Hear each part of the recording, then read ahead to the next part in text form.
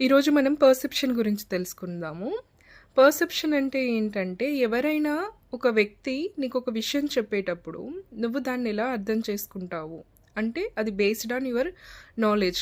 దాని మీద ఆధారపడి ఉంటుంది. సో, ఇది మీకు అర్థం అవ్వాలంటే నేను ఒక స్టోరీ చెప్తాను. అదేంటంటే, బుద్ధుడు తన ఉపన్యాసం ఇచ్చేటప్పుడు తన శిష్యులతో పాటు అక్కడ ఒక ప్రాస్టిట్యూట్ ఉంటుంది అండ్ థీఫ్ ఉంటారు.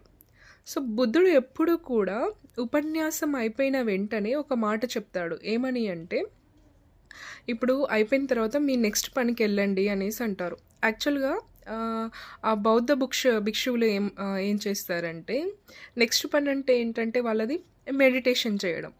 కానీ అక్కడ ఇద్దరున్నారు. ఎవరు? ప్రాస్టిట్యూట్ ఉంది అండ్ థీఫ్ ఉన్నారు. సో, వాళ్ళు ప్రాస్టిట్యూట్ వచ్చేసి తన పనికి తను వెళ్ళిపోయింది. థీఫ్ వచ్చేసి తను దొంగతనం చేయడానికి తను వెళ్ళిపోయారు. సో, ఎప్పుడైనా సరే మీరు చెప్పే మాటలు ఎదుటి వ్యక్తుల యొక్క నాలెడ్జ్‌ని అనుసరించి వాళ్ళు స్వీకరిస్తూ ఉంటారు. సో, దీనికి మీరేమీ ఫీల్ అవ్వాల్సిన అవసరం ఉండదు.